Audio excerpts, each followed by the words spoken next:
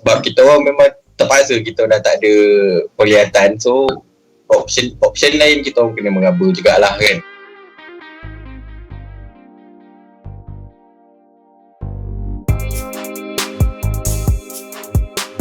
Assalamualaikum warahmatullahi wabarakatuh. Kembali lagi kita di Koyak Podcast. Okey, hari ini aku Acik sebagai host hampa dan aku ditemani oleh co-host aku, saudara Danish. Danish? Hai. Sihat Nish? Alhamdulillah sihat. Macam mana puasa dalam keadaan PKP ni? Nak cakap waktu dia memang lagi lama, tapi nak buat macam mana kan, kena adap juga ah. Yalah betul. Hari ni buka puasa makan apa Danish? Hari ni ada roti jala, ada lasagna, ada apa lagi tak, aku tak ingat lah. Ui, sedap tu. Okey. Hari ini kita ditemani oleh 3 panel yang tak asing lagi. Hero-hero Malaya semua. Panel pertama kita, saudara Amiruddin Yusof. Assalamualaikum. Waalaikumsalam warahmatullahi. Terima kasih jemput. Apa khabar Amir? Macam mana? Okey. Sihat. Alhamdulillah okey. Sini cuma hujan. Kalau lain tak apa clear tu minta maaf banyak ya. Tak apa Amir. Pantai Dalam macam mana suasana berpuasa PKP ni? Situ zon merah juga kan? Masih zon merah tapi taklah PKPD. Pergerakan ketat tak ada lagi lah setakat ni, alhamdulillah. Cuma berbezanya tiada bazar Ramadan lah, agak ketara jugalah.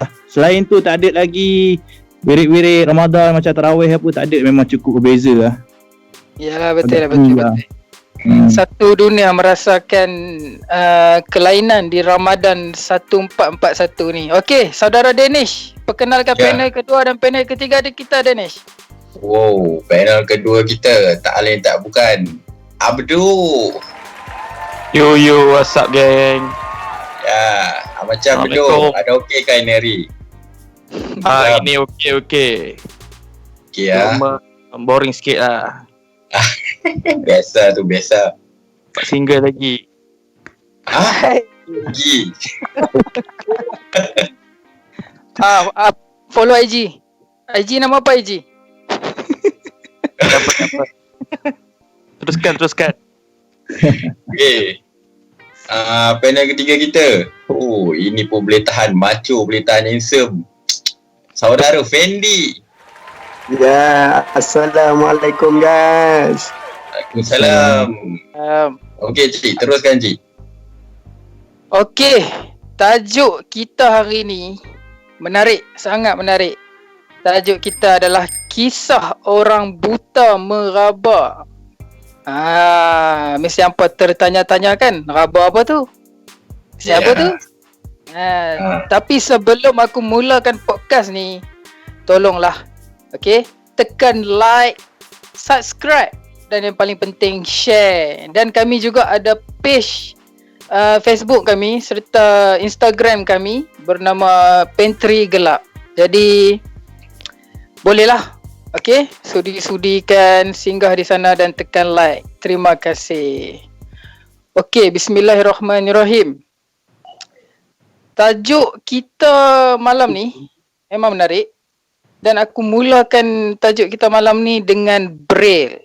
Okey, untuk pengetahuan umum dan pengetahuan masyarakat, Braille ni adalah sebuah alternatif untuk orang buta ataupun orang yang bermasalah mata ni untuk membaca. Contoh, kalau orang normal ni dia ada sighted, dia ada huruf, dia boleh nampak huruf. Tapi Braille ni direka khas untuk orang buta untuk membaca. Braille ni direka oleh seseorang bernama Louis Braille pada tahun 1824. Dia mereka sistem pembacaan Braille ni. Dan kisah aku first time meraba Braille ni adalah waktu aku terjunlah dalam dunia orang buta ni selepas aku tak nampak ni kan. Di Kinta Valley namanya. Di situlah aku start meraba Braille ni, start mempelajari dan aku start mengenalilah huruf-huruf Braille ataupun dot-dot Braille ni. Braille ni sangat susah lah secara jujurnya untuk diri aku sendiri, sangat susah lah seseorang yang nampak tiba-tiba tak nampak dan cuba mempelajari brain ni memang sangat susah. Dan aku rasa selama aku belajar 6 bulan di Kinta Valley tu, aku rasa dalam 4 bulan baru aku boleh menguasai braille ni. Jadi saudara Danish, ada tak kisah tentang braille? Kisah aku tak adalah kisah betul-betul cerita, cuma aku pun macam lahir normal, lepas tu tiba-tiba pun terkejut juga dalam dunia orang buta ni. First time aku tengok braille tu, aku ingat tu macam apa tu, macam yang titik-titik kat badan tu sakit tu, kurap tau. Serius. Kurap. Okay. Aku ingat benda tu mula-mula kurap sebab dia, aku cakap apa benda dia buat ni kan. Aku mula pandang dia ni, aku ingatkan dia ni pakai typewriter tau. Aku ingat typewriter, lepas tu tanya dia apa benda kau pakai ni, cakap braille. Apa benda ni kan. Lepas tu dia bagi aku apa, cakap ni macam DA, macam ni C, cakap macam tak ada beza je, sama je. Jadi berapa lama hang nak boleh menguasai pembacaan braille tu, Danish? Aku start pun lambat juga. Masa aku masuk sekolah menengah baru aku start belajar braille, sebab masa tu mata aku dah start drop. Lebih kurang setahun jugalah baru aku hafal semua kod dia, semua contraction dia. Lepas tu baru aku boleh lah. Tapi sekarang tak tahu lah, dah lama lah tak guna kan. Yalah, betul. Ni tanya sikit kepada Danish. Sekarang ni masih boleh lagi ke macam mana braille? Kalau nak membraille tu boleh, tapi nak membaca tu sangat lambat lah, merangkak macam baby baru lahir kan. Kalau macam Bedu sendiri, macam mana Bedu? Adakah Bedu menghafal semua kod-kod braille ni ke, ataupun masih menggunakan sistem pembacaan braille tu? Okey. Tak. Kisah aku ni, sebab aku ni rabun, tak pakai braille. Menulis je lah sekarang ni kan. Tapi ada juga niat-niat hati kan, nak belajar braille. Zaman sekolah pun memang dia ajar lah braille ni. Takut nanti mana tahu kan, satu hari nanti kita terus tak nampak kan. Ya, betul. Tapi aku belajar time sekolah dulu, tekan braille tu boleh. Kalau membaca terus habis tak tahu. Sampai sekarang lah. Sama lah kita. Tu Anish, sama lah kita. Sama lah kita juga. Okey, ni Amir ni dengar kata hebat membaca braille dan menulis braille ni. Macam mana Amir? Masya Allah, itu semua kontroversi saja lebih tu. Untuk maklumat korang, aku sama juga dalam bidang terjun macam korang kat. Aku daripada sekolah menengah lagi aku masuk pun lambat kata, sebab yalah kan kita pun tiba jadi buta ni kan. Masuk sekolah pendidikan khas kat Setapak, aku masih ingat lagi. Dekat sekolah Setapak. Ya Danish, kita satu sekolah kan dulu kan. Ya. Walau bulan 6. Untuk mengatakan korang, Danish ni aku punya junior. So dulu aku masuk braille ni pun masih tak dapat lagi tau, walaupun aku dari start bersekolah menengah lagi. Dah sampai daripada masuk persatuan buta pun aku tak pandai lagi. Daripada braille biasa, Quran, Iqra pun aku tak pas. Serius, jujur cakap dengan korang. Memang sukarlah. Sebab bila nak meraba ni, dia kalau boleh jari tu biar kering tau. Seingat aku lah, jari ni biar kering, jangan kering sangat, jangan basah sangat. Bila basah sangat pun tak boleh, nak kering sangat pun tak boleh. Susah nanti nak, sebab dia dot-dot kan. Okey, untuk pengetahuan semua, braille ni pun ada dicetak berbentuk Al-Quran tau. Dia dicetak oleh seseorang bernama Haji Mali. Dia ni pengasas Pertis yang mencetak lah Al-Quran braille ni, dan dia sangat membantu lah. Pertis tu saya kurang pasti tu apa, sebab saya tak terdedah sangat. Tapi yang saya mengenali Haji Mali ni, dialah orang Malaysia yang pertama yang keluarkan Al-Quran Braille ni. Macam tu lah. Dan untuk pengetahuan semua, Braille ni memang sangat susah lah sebab kita menggunakan 100% dari sentuhan kita. Dan waktu Amir cakap tadi tangan tapi kalau macam dia boleh membaca tau, tapi membaca ni agak lambat. Kadang-kadang ada macam, bagi pengalaman aku sendiri, cikgu aku pakai bata kau tahu. Dan lama kelamaan dia akan jadi rabun sebab baca dot braille tu. Ya, betul. Tu risiko dia. Risiko untuk kalau orang normal baca braille memang risiko agak dia, tapi untuk mempelajari biarlah merasai kan, meraba lah. Janganlah membaca. Lebih baik kita guna dari sentuhan kita lah, sebab kalau mata yang rabun ni boleh jadi macam Amir cakap tadi, boleh jadi lagi teruk. Lagi teruk. Okey, saudara Fendi, apa pengalaman saudara Fendi tentang Braille ni? Okey, pengalaman macam korang jugalah. Habis kalau tekan tu boleh lah. Kalau nak baca tu agak berangkat lah. Macam tu. Betul. So tak berapa nak ni sangat lah. Sekadar sikit-sikit boleh lah. Dia punya contraction dia masih ingat lagi Fendi. Singkatan untuk A apa, B apa sampai Z. Boleh lah. Sikit-sikit. Boleh Orang nak suruh baca sampai habis. Wah, kalau baca tu memang habis lah.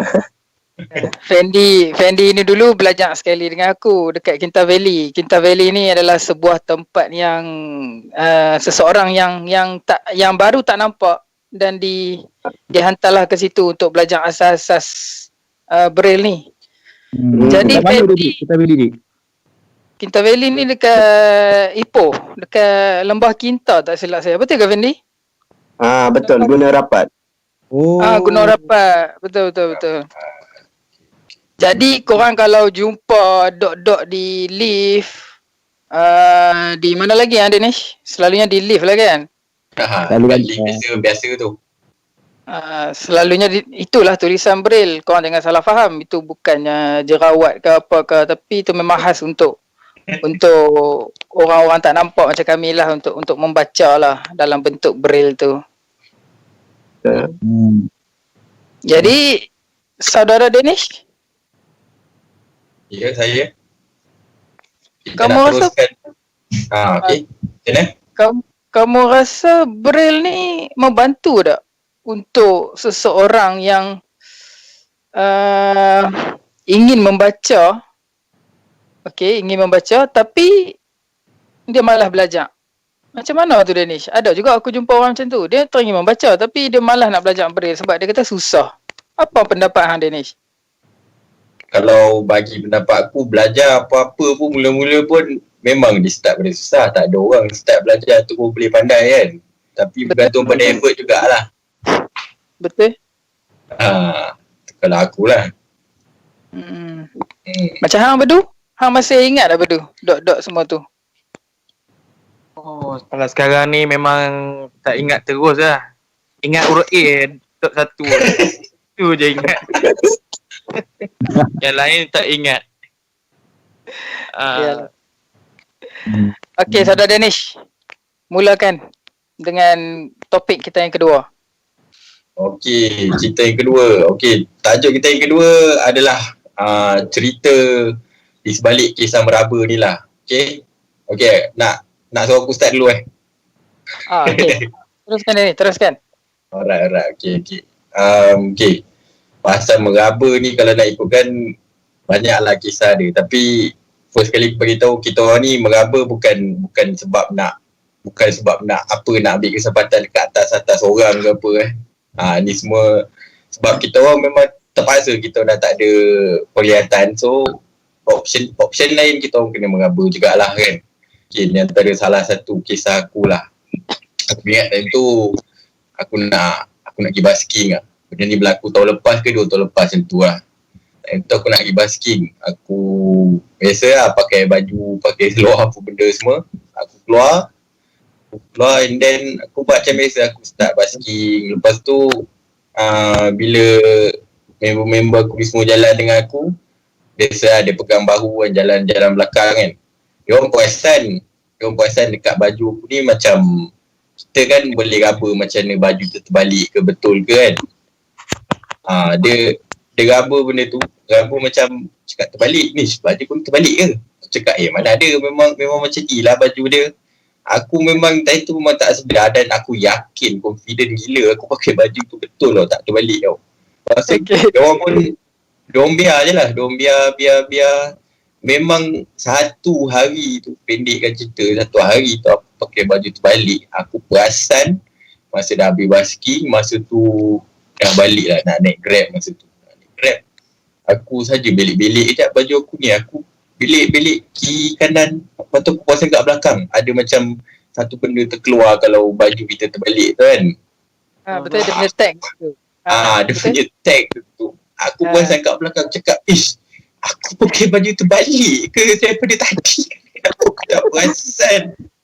Aku cakap gila start pada tu lah. Aku baru sedar dan nasib baik lah dah sampai rumah. Baru aku sedar cakap, tak apalah, nasib baik tak ada yang lain yang perasan. Dia orang pun tak tegur. Aku pun memang yakin aku pakai baju tu betul. Jadi dah balik tu baru aku sedar. Jadi memang itulah benda yang aku tak boleh lupa setakat ni. Okay, kalau macam aku sendiri secara peribadinya dulu waktu aku nampak ni dulu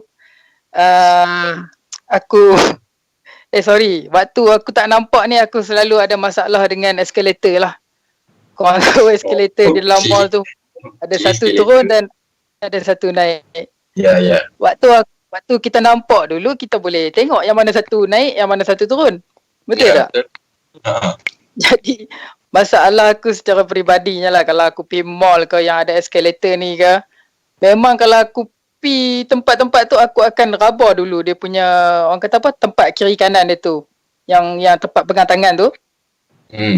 Aku akan raba dulu sama ada benda tu menaik ke menurun, baru aku naik. Sebab dulu terjadi dekat aku waktu tu seorang lah. Aku jalan, aku nak naik ke tingkat atas.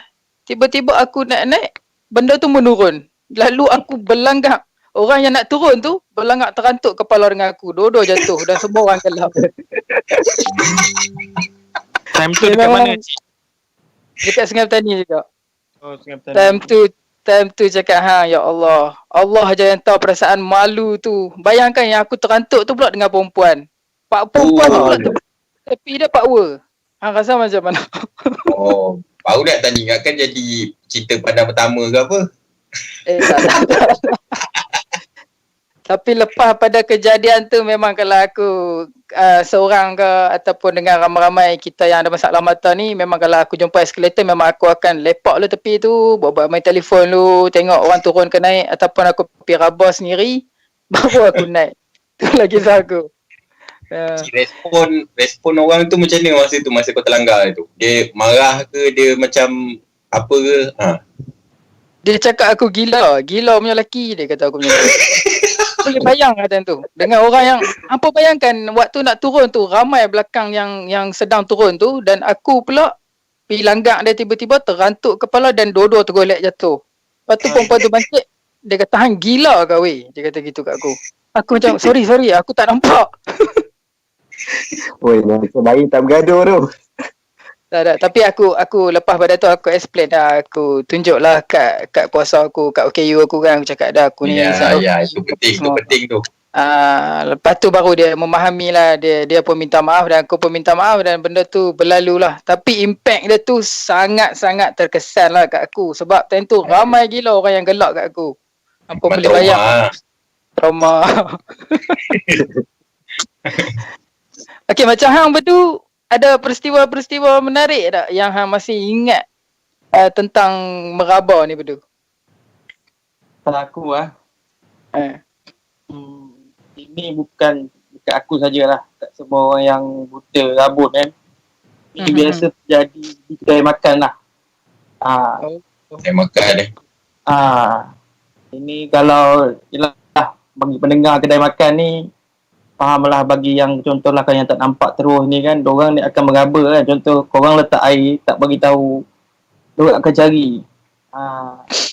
Kadang dorang tak Betul. perasan, tersempuh jatuh, ada kan setengah kedai marah kan. Betul. Ah, lagi satu je lah rasanya pengalaman di aku lah. Agak apa ni, orang kedai, tukang kedai, pekerja kedai kena bagi tahu lah, okay, air dekat sini, dekat mana letak, biar ada orang pegang, biar ada orang rasa, biar ada orang tahu kat mana dia orang letak sendiri kan. Jangan Betul. tu je lah pengalaman raba ni atas meja. Meraba atas meja Ah, Tapi betul lah macam Bedu cakap tadi untuk orang-orang yang kerja kedai makan tu ataupun toke tu sendiri kan. At least benda tu kalau hampa tengok ada OKU penglihatan ni nak duduk makan, bawa tongkat apa semua tu, sebaiknya hampa macam Bedu cakap tadi lah. Dari orang buta ni dia lebih kepada sentuhan dengan telinga, pendengaran. Jadi waktu kalau hampa nak letak makanan tu, hampa cuik lah bau dia kan, cakap okey benda ni di belah kanan hampa, belah ni di belah kiri hampa. Betul tak? Tak minta sebab pun. Betul. jangan risau, kami bayar. Betul. Okey Dennis, teruskan dengan panel kedua kita. Okey, silakan. Amir, cerita apa Amir? Amir? Amirudin. Okay, next. Oh, tidak. Amir yang gangguan teknikal daripada Amir sebab dia kata tempat dia hujan tadi. Okey, tak apa. Kita teruskan dengan saudara Fendi. Apa Okey, kisah? Pengalaman aku meraba ni, aku nak katakan meraba sambil mencari jugalah. Okey. Silakan. Cerita apa tu? Time tu masa aku belajar dulu kan, belajar dekat pusat komputer tu, dekat UTC tu kan. Apa ni, kalau belajar tu adalah buat apa ni, camp ibadah lah. Dekat mana kat mana aku pun lupa lah, dekat Gombak tu. Gombak je. Gombak. Betul. So pergi ikut join kan. Sebab ada pergi buat apa ni, adalah buat jungle trekking So aku ikut lah. Ikut. Aku ikut tu sampai satu tempat tu dekat sungai lah. Sungai tu tak dalam lah sangat. Okey. Adalah payah betul payah berkulali tu ke. Aku so first tu aku time tu sebab sejuk kan. Sejuk. First tu aku bersin tu okey lah, tak apa-apa. Aku bersin kali kedua tu gigi aku tercabut.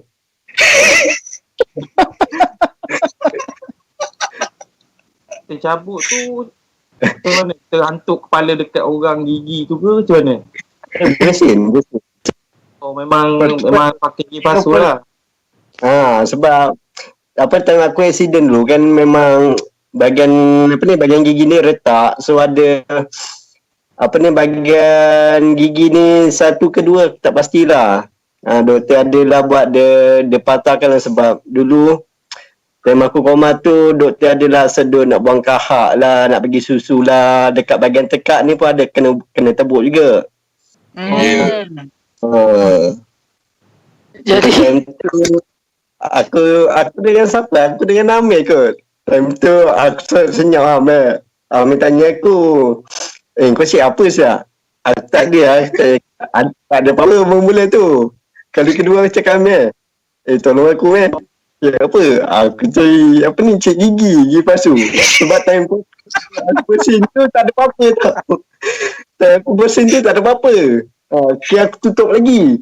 Bersin kali kedua tu aku tak tutup pakai tangan apa. Melayang mencari aku. Oh meraba lah mencari gigi tu. Dekat dalam sungai pun. Yelah. Habis tu tak jumpa. Memang tak jumpa sampai sudah tu. Tak jumpa sampai ke sudah. Tak jumpa sampai ke sudah lah. So aku tahan Tu aku tahan punya bengang punya kan. Tutup aja juga. Tu masa Bila dapat gigi baru. time Bila dapat tu gigi pun baru tu. time tu pun nak cuti lah. Aku cakap, oi okey dah tu. Aku balik kampung tu aku buat lah gigi palsu.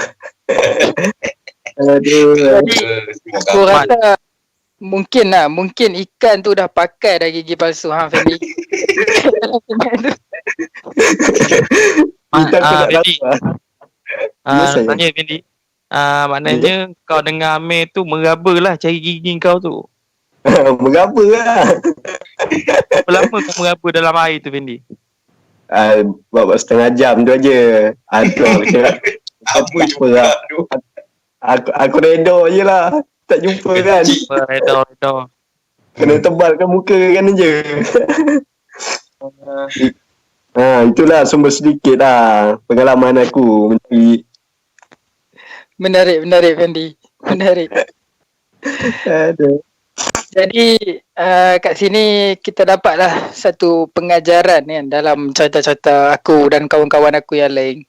Kami OKU Pelihatan ni contohlah kalau macam barang kami jatuh, terutamanya duit shilling ke ataupun duit retas ke ataupun apa-apa je lah jatuh. Kalau hampa tengok kami duk raba-raba, duk cari-cari tu, yang mana yang nampak tu hulur-hulurkanlah bantuan, okey? Ya, betul.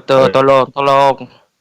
Sebab kami ni orang-orang ada masalah mata ni, aka OKU Pelihatan ni, memang 100% kami akan menggunakan deria sentuhan kami dan telinga kami lah untuk mendengar Ya, betul.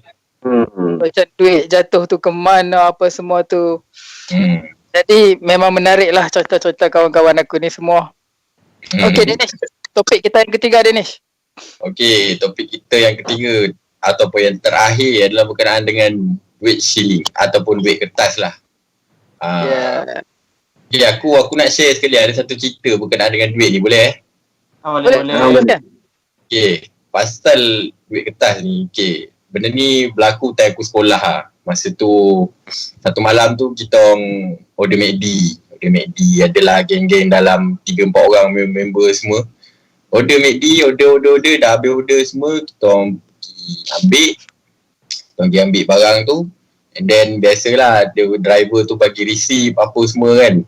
Lepas tu kita orang lepak satu tempat, satu pot ni, kita makan ramai-ramai. Kita makan, tengah-tengah makan. Lepas tu receipt tu kita kena hapuskan. Sebab nanti takut kantor yang order ni apa kan, dia check ke apa kan. Kita orang tak silap aku, receipt tu bagi dekat member aku seorang ni.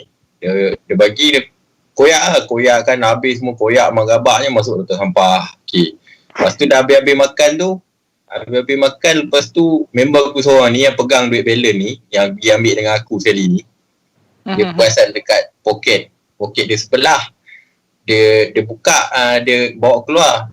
Apa ni kan? Cakap, yang ni apa yang dekat sini? Tadi tu receipt. Yang ni apa? Cakap, ini baru receipt. Tadi tu apa? Astaghfirullahaladzim, kau tahu tak apa, duit RM50 dia koyak rabakkan masuk dalam sampah. RM50. RM50. Nak tumpang tanya sikit, apa perasaan tu lepas tu? Member tu memang redha je lah, memang tak apalah, benda dah jadi, nak buat macam mana. Dan orang tu memang super salah gila lah nak cakap, memang dia tak sengaja tapi benda tu dah jadi. Yang koyakkan tu memang empunya duit tu sendiri. Yalah, betul. Okey lagi tak? Kalau macam aku sendiri memang bukan aku seorang lah, aku rasa semua OKU Pelihatan ni memang akan ada masalah lah untuk melihat duit ni. Setuju tak? Ya, betul. Tambah-tambah duit sekarang lah, duit orang kata apa era ni, duit 20, duit 20, duit 10 ni memang sangat susah lah nak orang kata apa, nak bezakan sebab lebih kurang. Kalau untuk orang normal ni mungkin boleh nampak tulisan 20, 10 ataupun color. Kalau macam kami ni memang akan confuse lah 20 dengan 10 ni. Jadi macam kisah aku ni, aku seorang yang orang kata apa, jual handset. Aku ada jual handset apa semua tu. Ada satu kali ni pernah lah sekali tu. Ada customer nak beli handphone. Okey, bila ada jual dan beli ni mestilah ada pembahagian duit tu kan. Dia bagilah duit kat aku. Handset tu tak silap aku dalam 1,000 rasanya, tak silap aku. Hmm. Punya tu dia bagi 100 10 keping. Aku pula ambil time tu, aku ingatkan yang 10 keping tu adalah 50. Aku tak tahu 100. Jadi aku tengok, aku masuklah rumah aku Sat. Kira, awak macam tak cukup ni kan. Aku keluar tu, aku tanyalah customer tu. Ini berapa ni bang? Handphone 1,000. Lepas tu dia tengok aku atas bawah tau. Aku pun macam pelik. Betul kan ni kan? Lepas tu dia sendiri macam pelik. Lepas tu aku cakap kat dia, Sat nah, saya masuk sekali lagi. Aku masuk sekali, aku pergi cari aku punya ayah. Suruh tengok. Ayah aku pun gelak aku. Dia kata, ni semua 100, bukan semua 50. Aku keluar tu memang aku minta maaf lah kat dia. Aku cakap aku ni ada masalah mata apa semua. Dia pun tergelak dengan aku. Dia kata, first time aku beli handphone, orang toke macam ni. Toke gila, dia kata kat aku. Lepas tu dia gelak kat aku. Okey, gila. 2 kali kena gila. 2 kali. So memang ni pengalaman yang aku tak boleh lupa lah. Jadi lepas pada tu memang kalau macam aku sendiri, kalau macam aku nak tengok duit 10 atau 20, memang selalunya aku akan ukur. Selalunya duit 20 ni akan panjang sikit pada 10. Ya. Betul. Jadi tu pengalaman aku peribadi lah. Kalau macam hang, macam mana Bedu? Pengalaman pasal duit ni ya.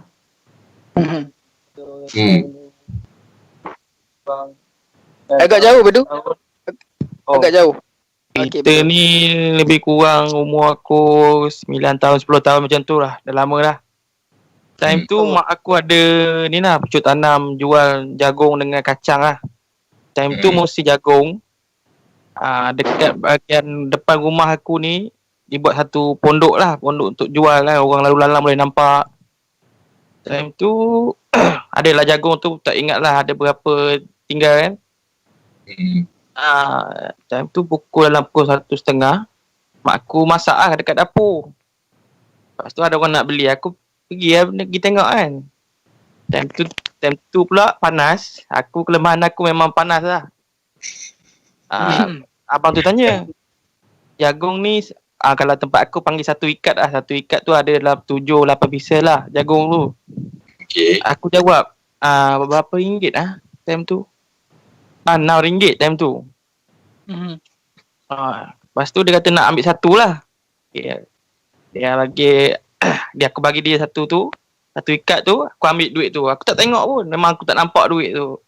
Lepas tu aku sampai dah balik apa semua, aku pergi aku bagi duit tu ke mak aku. Lepas tu mak aku cakap, pasal RM2, mana lagi balance kan? Dia cakap, orang ni bagi macam ni je dia cakap kan. Dia celup dalam poket, takut aku curi lah. Cakap tak ada. Lepas tu mak aku cakap, mungkin orang ni tipu ke apa kan. Itulah kisah aku. Sebab time dulu tahu tak kau ada masalah mata? Sebab aku bila silau ni, mata aku automatik dia akan jadi mengecil macam tu lah. Tapi dia pula diam. Aku ingat betul lah kan. Kali mak aku bising mana lagi balance kan. Aku bagi RM2 je kat dia. Okay, kena tipu lah ni. Dia tipu lah. Tapi tak apa, mak aku cakap halal je lah. Macam mana kan. Dah jadi. Sebut pasal tipu kan. Aku pun ada pengalaman juga pernah kena tipu. Tapi bagi aku benda ni tak patut lah. Memang sangat-sangat tak patut. Betul. Ada sekali tu aku pergi makan lah kan. Aku pergi makan. Lepas tu waktu kami makan ni, biasalah zaman bujang ni makan semua banyak sendiri-sendiri. Cara beratak lah banyak sendiri-sendiri. Jadi time tu kita, macam aku sendiri aku ada masalah mata. Jadi mesti kita tahu kita atok duit tu macam mana kan. Contoh macam 50 belakang, 20 depan, 10 depan, RM5 depan. Ya. Betul tak? Betul. Jadi waktu aku nak bayar tu, makanan aku dalam RM8 macam tu kot. Ke RM10 macam tu lah, tak silap aku. Aku dah lupa. Aku tarik lah RM20. Aku tarik RM20, aku pergi kat kaunter tu, aku nak bayar. Aku bagi ada RM20. Lepas tu bila dia ambil 20 tu, dia tengok receipt aku, okey. Dia buat tak tahu je. Aku pun macam pelik. Makanan aku tak sampai 20, tapi dia tak bagi balance. Tapi waktu dia ambil duit aku tu, dia macam kalut-kalut tau. Okey, dah. Bagi orang belakang pula bayar. Aku pun macam pusing balik, aku macam pelik lah. Aku mana balance aku kan? Betul tak? Betul. Lepas tu aku pergi dekat dia, aku cakap lah kat dia. Saya bagi 20 tadi ni. Kakak, dia perempuan, dia panggil 20 tadi. Lepas tu dia kata, oh ya ke? Oh sorry. Baru dia macam tengok balik duit tu dan baru dia bagi balik balance aku. Jadi kat situ nampak lah.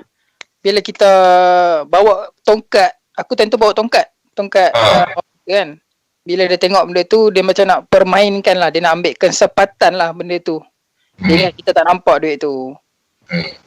Jadi tolonglah orang-orang di luar sana tu kalau ada okey-okey penglihatan nak beli barang tu. Pastikan Jujur lah. Jujur, betul. Kita orang tak minta free pun, jangan risau. Kita orang bayar ikut harga asal. Diskaun pun tak minta. Tapi kalau dapat, alhamdulillah, bonus. Betul? Ya. Jangan ambil kesempatan lah benda tu.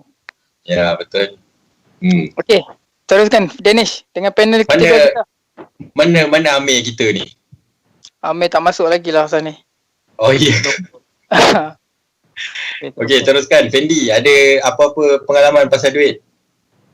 Pengalaman pasal duit Wah, macam ceritanya macam Cik jugalah. Cik gerai makan lah. Macam aku pergi supermarket lah beli-beli barang. So beli barang tu nak katakan banyak tak banyak sangat lah. Belilah berapa lebih kurang 20 ringgit ke 10 ringgit lebih, aku tak ingat lah. So aku bagilah duit, aku bagi lah 20. Bagi 20 tu pula dia cakap 10 ringgit lebih kan, 10 ringgit lebih. Aku bagi 20 tu dia tak pulangkan. Kenapa pula tak bagi? Tu aku tanya balik pada kaunter tu. Tadi saya bagi 20 ringgit. Kenapa dia tak bagi balance kan? So dia cakap, sorry lah, minta maaf lah. Dia silap kira lah. Dia cakap macam tu lah. Time tu Fendi bawa tongkat juga? Time tu bawa tongkat juga. Bawa tongkat juga. Time tu kau beli apa, Fendi? Kau beli sayur ke apa? Alah, beli makanan ringan tu je. Oh, ingat beli sayur ke apa kan? Tak tahu lah.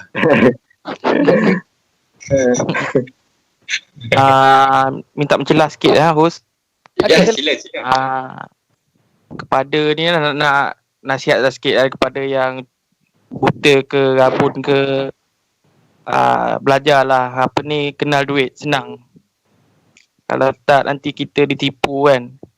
Kenal duit, apa duit itu. Bagi pendengar yang tak nampak ke kan, Betul. yang buta ke rabun je, walaupun dia rabun, dia kena juga belajar kan, rabun duit tu. Betul. Okey, terima kasih. Jadi macam dia cakap tadi tu, aku tambah sikit lah. Kalau boleh tu setiap duit hampa di dalam wallet tu, better kalau untuk orang-orang tak nampak ni, atok lah benda tu. Atok Managekan susun. duit tu. Macam duit 50 sen kat sini, duit 2 kupang kat sini, duit 1 kupang kat sini, RM5 kat sini, 50 kat belakang ke. At least kalau hampa tarik duit tu, hampa tahu yang mana duit yang hampa tarik tu. Ya, betul. Jadi benda tu tak mudah ditipu lah. Kita bukan cakap masyarakat Malaysia ni semua jahat dah. Masyarakat Betul. Malaysia ni sangat baik. Tapi kami just nak share lah apa yang kami pernah lalui, dan sedikit sebanyak benda tu boleh membuka lah mata masyarakat ni kan. Ya. Betul. Sikit lagi, Cik. Aku nak sambung sikit pasal duit ni kan. Sebenarnya untuk para pendengar kat luar sana, kita orang ada satu alat lah untuk ukur duit ni tau. Ada satu barang ni, dia jadi semacam kad tau. Dia untuk ukur duit RM5, RM10, semua lah. Tapi dia punya kekurangan dia kat situ, dia agak susah tau untuk kita gunakan benda tu dekat luar tau. Dia macam melambatkan kerja kita orang. So kita ambil alternatif untuk manage duit tu macam mana dengan Acik cakap tadi lah, kita hasilkan 50, 100, 20, 10, so kita tahulah mana kita simpan, macam tu. Betul. Ah, Jadi ada apa-apa tambahan Saudara Fendi kah? Sebelum kita mengakhiri podcast kita malam ni. tak kisahlah habis duit tu besar macam mana pun, at least duit tu kena atur betul-betul kan. Ini Kedah.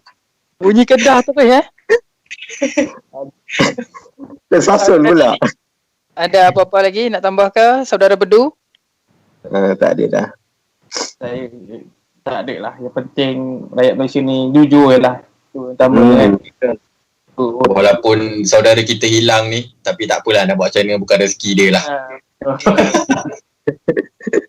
Okey. Jadi kita boleh masa mencemburui kita. Okey. Apa-apa pun jangan lupa like, subscribe dan share video ini. Tujuan video kami ni bukan kami menagih simpati ataupun menginginkan sesuatu, orang kata apa? Sesuatu apa Danish? Sesuatu benefit lah untuk kami buat video ni. Video ni kami buat just untuk share dan bersantai, berkongsi kisah kami kepada masyarakat orang normal ni. Ya, Jadi sebab mereka kurang pendedahan saja, sangat kurang. Lagi-lagi yang luar KL. Itu Yes. sajalah. Jadi semoga kita bertemu lagi di episod seterusnya. Wabillahi Ya, taufik.